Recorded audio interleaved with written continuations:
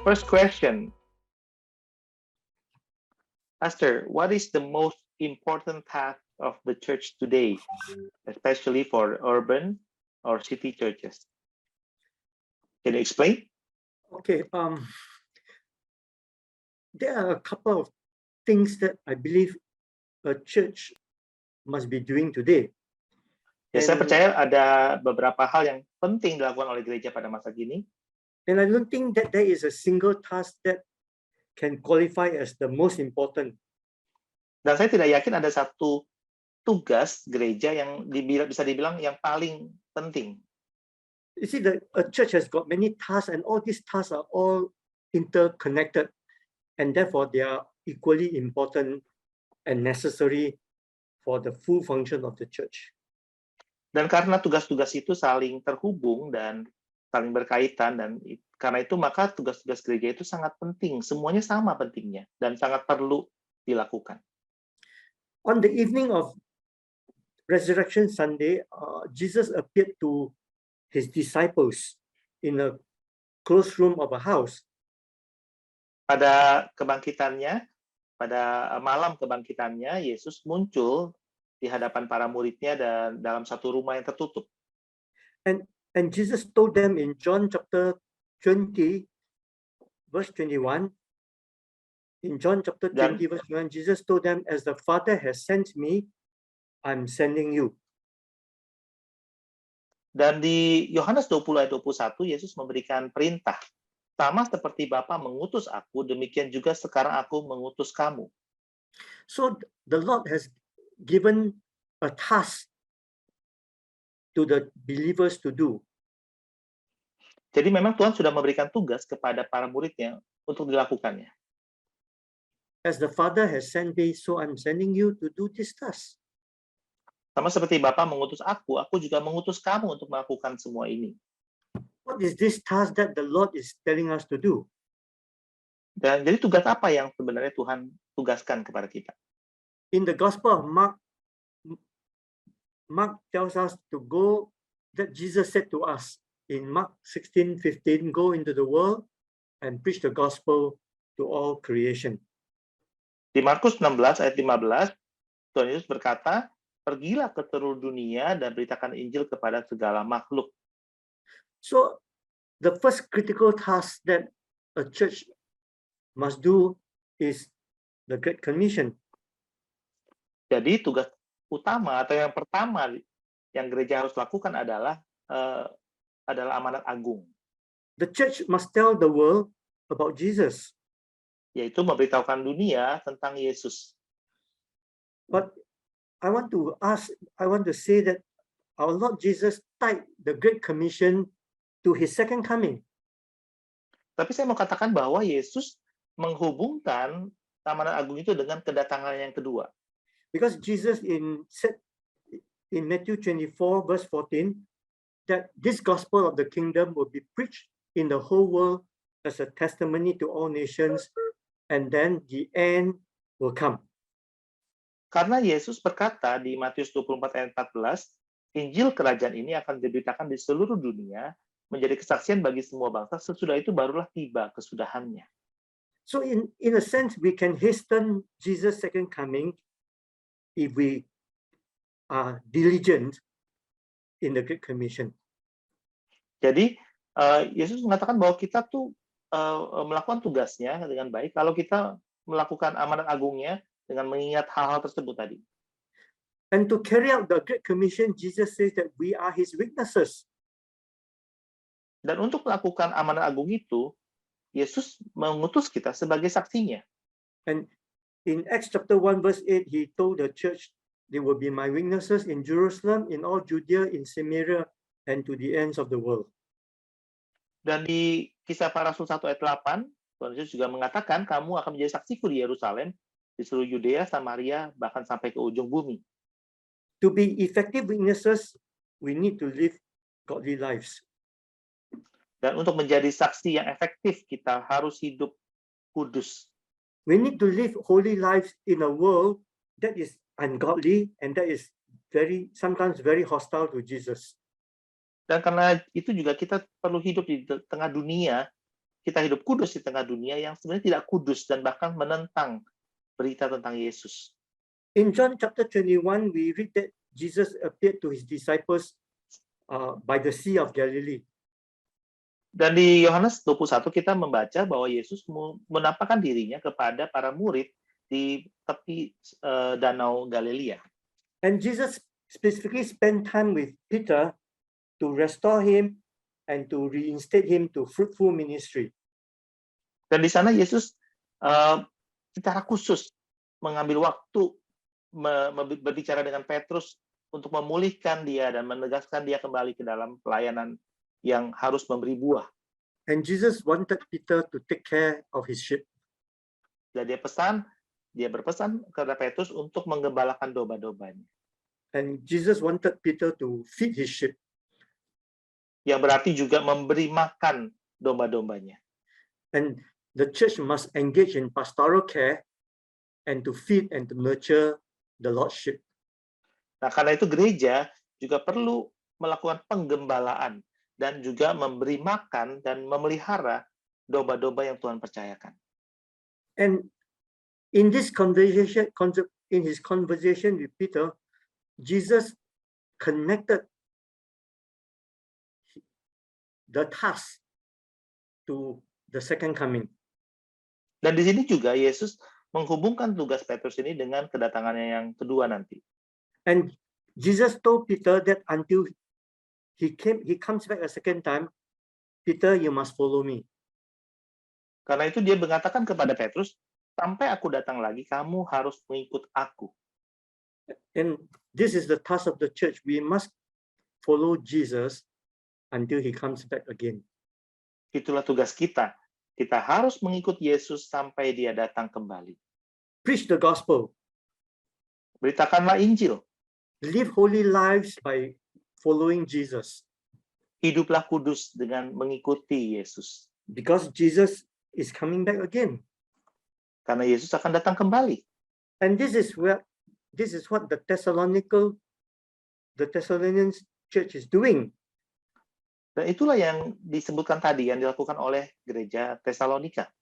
If you look at 1 Thessalonians chapter 1 verse 6, kalau kita melihat 1 Tesalonika pasal pertama ayat yang ke-6, Paul spoke about the response of the Thessalonian Christians to the word of God. Di sini Paulus mengatakan respon yang diberikan oleh jemaat Tesalonika terhadap firman Tuhan. In verse 6 of 1 Thessalonians, he says, "For you welcome the message in the midst of severe suffering with joy given by the Holy Spirit, and you so became a model for all believers in Macedonia and Achaia.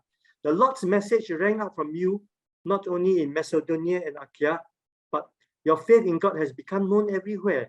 In verse 9, they tell how you turned to God from idols to serve the living and true God, and to wait for his Son from heaven, Jesus who rescue us from the coming wrath. Saya bacakan ya 1 Tesalonika pasal yang pertama ini. Dalam penindasan yang berat, kamu telah menerima firman itu dengan sukacita yang dikerjakan oleh Roh Kudus, sehingga kamu telah menjadi teladan untuk semua orang percaya.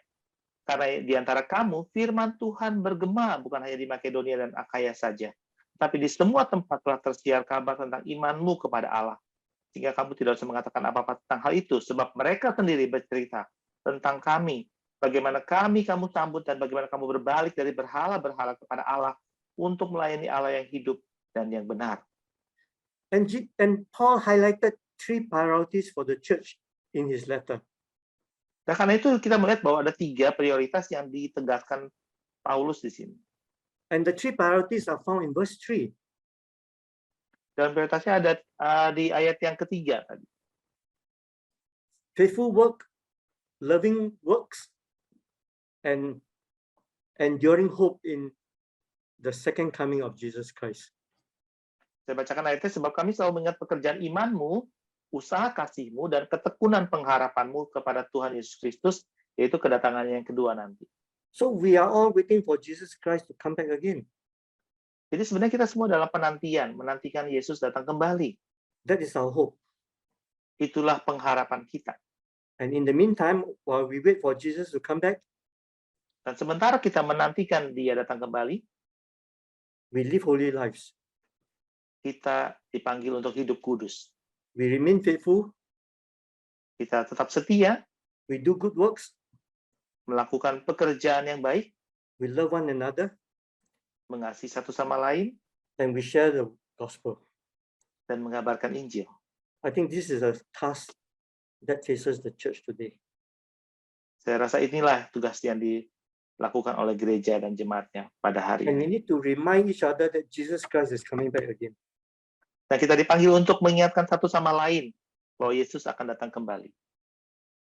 I hope that answers give you a understanding of what the church must be doing this time.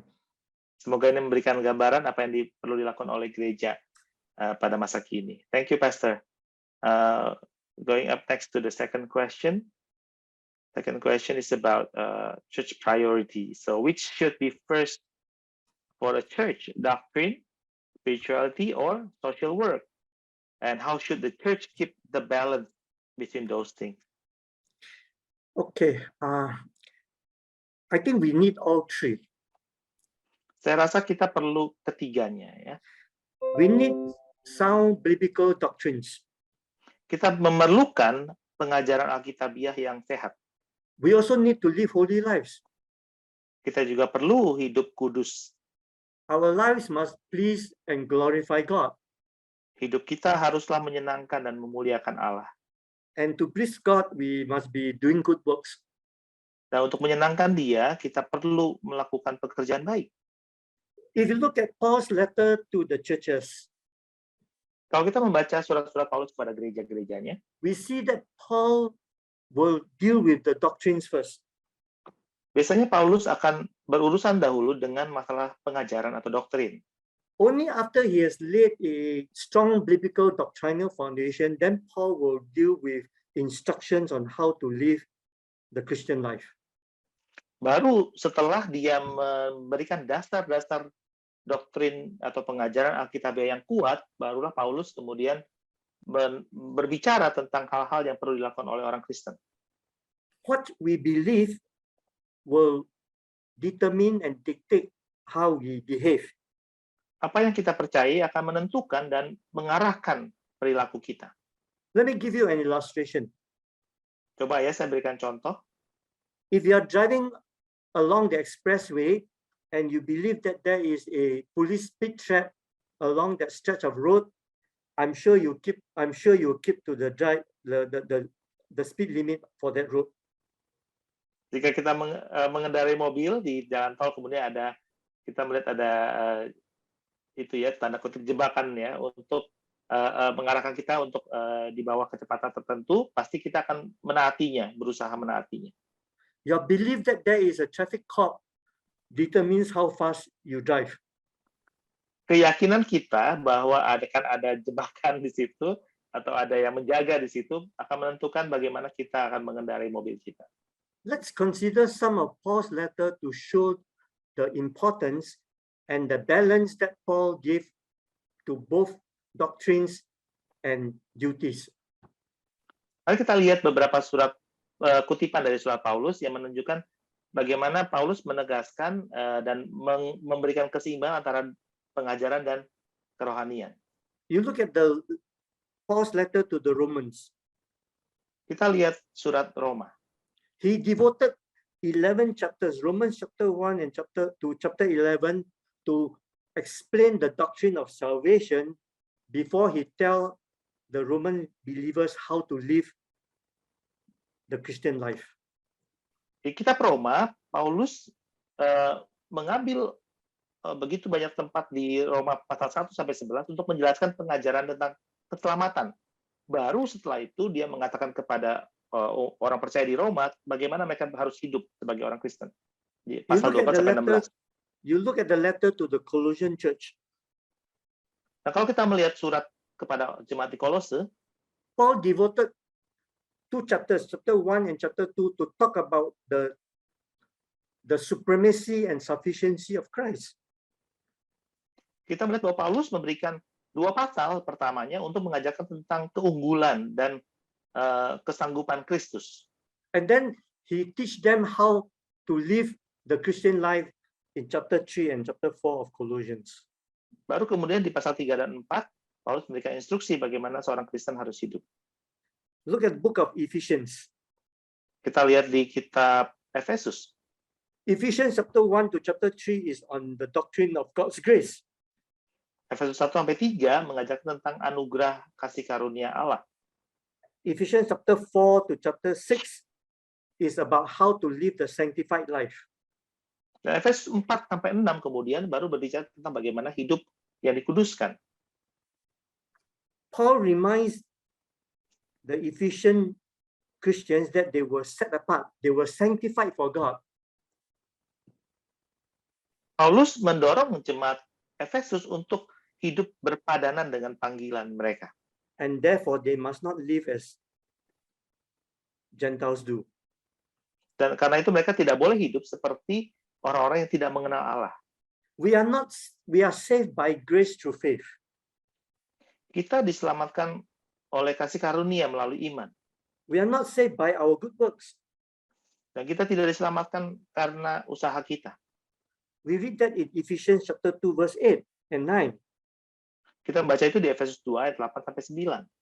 It is by grace that you have been saved through faith. Sebab karena kasih karunia kamu diselamatkan oleh iman.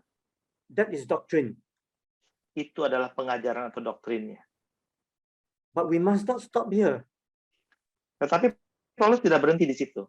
because Paul continues and tell us the reason why we are saved. Karena Paulus kemudian mengatakan alasan mengapa Allah menyelamatkan kita.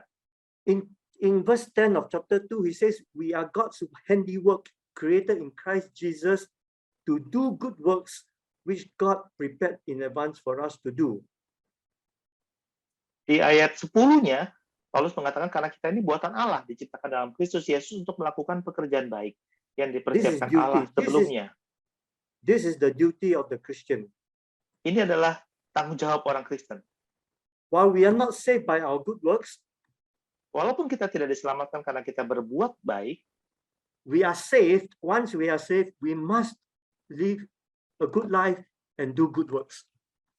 ketika kita sudah diselamatkan, kita harus hidup dengan baik dan melakukan pekerjaan baik. Jesus says in Matthew 5:14, you are the light of the world. Di Matius 5 ayat 14, Tuhan Yesus mengatakan, kamulah terang dunia. And in verse 16, he says, in the same way, let your light shine before others, that they may see your good deeds and glorify your Father in heaven. Karena itu juga dia mengatakan, hendaknya terangmu bercahaya di depan orang, supaya mereka melihat perbuatanmu yang baik dan memuliakan Bapamu di surga. Doctrines are important. Doktrin atau pengajaran memang penting, Duties are also important. tapi tanggung jawab kita sebagai orang Kristen juga penting. What you believe determines how you behave. Apa yang kita percayai akan mengatur apa yang kita lakukan. And therefore, we must continue to teach the Bible, Karena itu kita harus terus mengajarkan firman Tuhan. because the Bible gives us a strong foundation to live the godly life. Karena firman Tuhan memberikan dasar yang kuat bagaimana kita harus hidup saleh. And that's why you and I must continue to study the Bible for ourselves. Karena itu kita juga didorong untuk mempelajari firman Tuhan itu sendiri. It is important. Doctrines are important. So are good works. Karena itu pengajaran penting, tapi juga pekerjaan yang baik itu juga penting. Okay. Thank you, Pastor. Just one more question. Unfortunately, another question is, we want to see the church grow in quality and quantity. But as the church grew, the congregation tend to become more individualistic. So what should we do? What is the correct response to this? I think we want all our churches to grow in numbers, Kita semua pasti ingin gereja kita berkembang secara jumlah. because that is the result of our evangelism. Karena itu adalah hasil dari usaha penginjilan kita. If we are telling people about Jesus Christ, our church will grow Okay. in numbers. Kalau kita memberitakan Injil tentang Yesus Kristus, maka Tuhan menambahkan jumlah itu kepada kita. But I believe that Paul is more concerned with the quality of believers, the virtues of the Christian life. Tapi saya yakin Paulus lebih mementingkan kualitas dari orang-orang percaya ini, yaitu bagaimana mereka hidup sebagai orang And Kristen. and that's why you find that in his letters he tells the believers to live a life that is worthy of God's calling. Karena itu kita membaca sekali lagi bahwa Paulus sering mengatakan, hiduplah berpadanan atau sesuai dengan panggilan yang kamu miliki. In 1 Thessalonians itself, Paul reminded the people that God's will for them is that they will live holy lives. Dan di 1 Tesalonika itu sendiri, Paulus mengatakan bahwa Allah berkehendak supaya jemaatnya hidup dalam kesalehan. If you go back to what our Lord Jesus told Peter to do in John chapter 21, Kalau kita tadi kembali kepada ucapan Tuhan Yesus kepada Petrus di Yohanes 21, he told Peter to take care of the sheep, dia memerintahkan Petrus untuk menggembalakan domba-dombanya and he told Peter to feed the sheep. dan memberikan makanan kepada mereka. And this is where I think as the church grow, the pastoral care of the church must also be multiplied, must also catch up proportionate to the numerical growth of the church. Dan karena itu kalau gereja ditambahkan Tuhan secara jumlah, maka pengembalaan itu juga perlu dilipat gandakan. We must teach our people in the church not to be individualistic. Kita juga perlu mengajarkan jemaat untuk tidak bersikap individualis. I think the COVID-19 pandemic has affected how we do church. Saya pikir COVID-19 juga sudah membuat gereja terpengaruh juga ya, bagaimana kita melakukan ibadah atau gereja. Why go to church when you can worship online?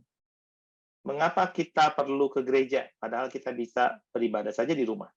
But online worship has made Christians individualistic. Tetapi beribadah di rumah ada kecenderungan membuat orang Kristen menjadi individualis.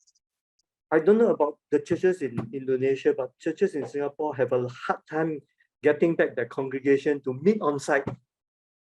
Ya, saya tidak tahu di Indonesia, tapi di Singapura ada kesulitan tersendiri bagaimana membawa jemaat kembali ke gereja.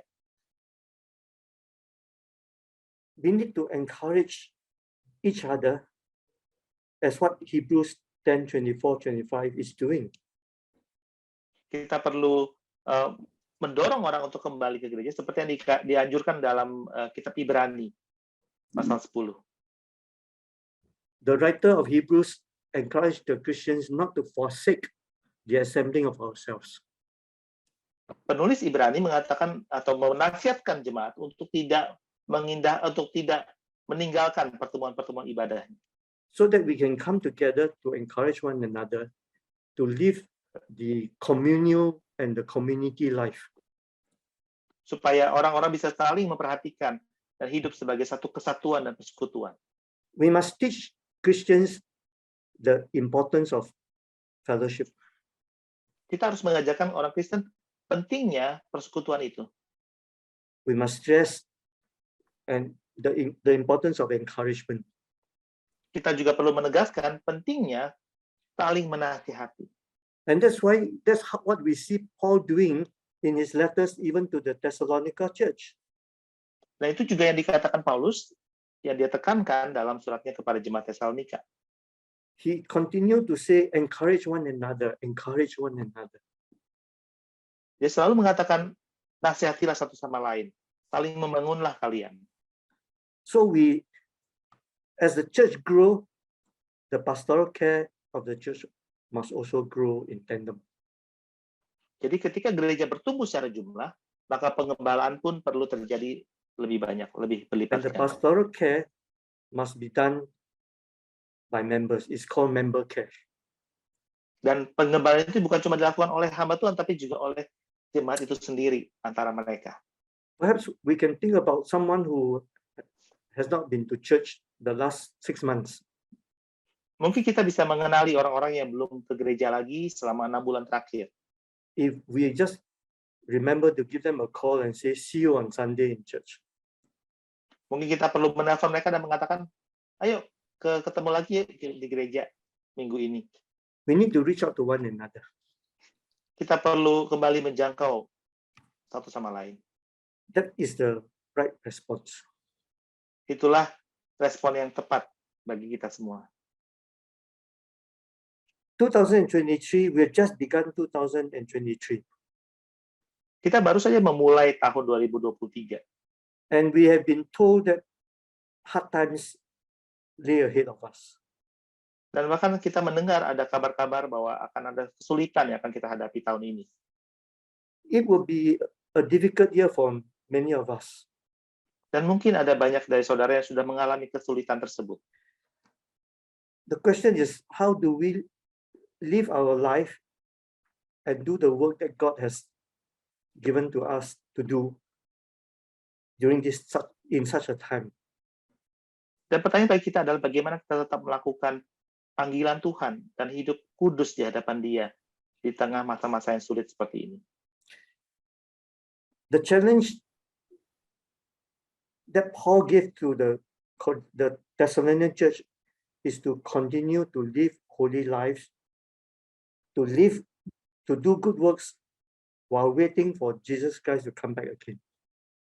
Jadi dorongan yang diberikan oleh Paulus kepada jemaat Tesalonika adalah agar mereka hidup saleh, hidup yang sesuai dengan panggilan tadi, hidup yang berbuah, memberi buah dan produktif sambil menantikan Yesus datang kembali.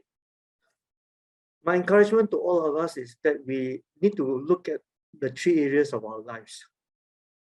Dorongan yang saya bisa berikan adalah dalam 3 hal yang saya akan sebutkan ini. 3 areas which Paul mentioned in chapter 1 verse 3. Dan inilah 3 area yang disebutkan Paulus di 1 Tesalonika 1 ayat 3. Faithful work, being faithful to the work that God has entrusted us to do. Pekerjaan iman yaitu setia dalam pekerjaan yang Tuhan percayakan kepada kita. Do good deeds that is motivated by the love of Christ. Melakukan perbuatan-perbuatan yang didasarkan oleh kasih. And hang on to the hope that we have of Jesus Christ coming back again. Dan bertekun memegang erat pengharapan yang diberikan Tuhan akan kedatangannya kembali. I think we do not think about the second coming of Christ a lot in our daily lives. Ya pasti biasanya kita tidak terlalu memikirkan kedatangan Yesus yang kedua itu dalam hidup kita sehari-hari. Because we are so concerned and consumed with the realities of living life in this world. Karena kita begitu tersita perhatian kita, semangat kita, kekuatan kita untuk melakukan hidup kita di saat ini juga, di dunia ini. We learn from Paul as he wrote to the Thessalonian church to look further than the present. Dan kita diajarkan oleh Paulus di kitab Tesalonika ini untuk melihat lebih jauh dari apa yang ada di hadapan kita. We live today in the light of the hope of Jesus Christ coming back again. Kita hidup saat ini dengan memandang bahwa Yesus akan datang kembali. We need to live in the light of his second coming. Dan kita hidup seakan-akan Yesus akan datang esok atau pasti akan datang kembali. And we need to encourage each other that he is indeed coming. Dan kita perlu menasihati satu sama lain, menguatkan satu sama lain tentang kedatangan tersebut. I want to close with a passage which is a prayer from 1 Thessalonians itself. Saya akan menutup dengan satu doa dari 1 Tesalonika itu sendiri. 1 Thessalonians chapter 5 verse 23. 1 Tesalonika 5 ayat 23. This gives us the assurance that we have a faithful God in a challenging time. Ini memberikan kita keyakinan bahwa Allah itu setia bahkan di saat-saat yang sulit sekalipun. That the future may not be certain, may be very uncertain. Masa depan kita mungkin tidak menentu, But we have a certain God. tetapi kita punya Allah yang pasti. We have a faithful God. Kita punya Allah yang setia. And that would be the motivation for us to continue to remain faithful. Nah, itulah panggilan dan kekuatan kita untuk tetap setia. This is what Paul wrote in 1 Thessalonians 5:23. Inilah yang dia tulis, Paulus tulis di 1 Tesalonika 5 ayat 23. And may the God of peace make you holy in every way, and may your whole spirit and soul and body be kept blameless until our Lord Jesus Christ comes again. In verse Semoga Allah damai 24, sejahtera. Semoga Allah damai sejahtera menguduskan kamu seluruhnya, dan semoga roh, jiwa, dan tubuhmu terpelihara sempurna dengan tak bercacat pada kedatangan Yesus Kristus Tuhan kita. and this is Paul's confidence, and this must be our confidence as well. Inilah keyakinan Paulus dan harus menjadi keyakinan kita juga. You look at what Paul says about God in verse 24.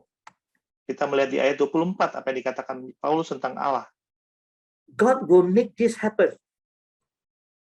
Ia akan menggenapinya. God will make what happen? Apa yang akan digenapinya? God will make you holy in every way. Yaitu menjadikan Anda kudus dalam God will seluruhnya. empower you to live godly lives. Dan memampukan Anda untuk hidup kudus. God will make this happen. Why? Because he who calls you is faithful. Kenapa dia akan menggenapinya? Karena dia yang memanggil kamu adalah setia. We have a God who is faithful. Kita memiliki Allah yang setia. Let's discover this faithful God this year. Mari kita bertemu dengan Allah yang setia ini tahun ini. The Lord bless you. Tuhan memberkati saudara. Let's just pray. Mari kita Father, we berdoa. want to thank you for this time that we can have together to study your word. Bapak di surga, terima kasih untuk waktu kami bisa belajar bersama-sama malam ini. We want to thank you that, Lord, you are the faithful God. Kami bersyukur karena Engkau adalah Allah yang setia. You are God who says he will come back again. Engkau juga Allah yang mengatakan bahwa Engkau akan datang kembali. And we believe that you will come back again. Ya, itulah yang kami percayai. Engkau akan datang kembali. And to take us into glory. Dan membawa kami kepada kemuliaan. Until that time happens, Sampai pada saat itu, we pray that we will live godly lives. mampukanlah kami hidup dalam kekudusan. We pray that we will be the light to the world. Jadikan kami terang di dunia ini. We pray that, Lord, we will take the message of the good news to people around us and to people beyond our city. Untuk membawa Injil-Mu kepada orang di sekitar kami, bahkan jauh dari tempat kami berada. We pray that you will help us live godly lives. Dan mampukanlah kami hidup kudus dan saleh, Lives that will please you in every way yang menyenangkan-Mu dalam segala hal, and that will glorify your name. yang memuliakan nama-Mu. We know we can ask this because you are the faithful God. Kami bisa meminta semua ini karena kami percaya Engkau Allah yang setia. In Jesus' name we pray. Dalam nama Yesus kami berdoa. Amen.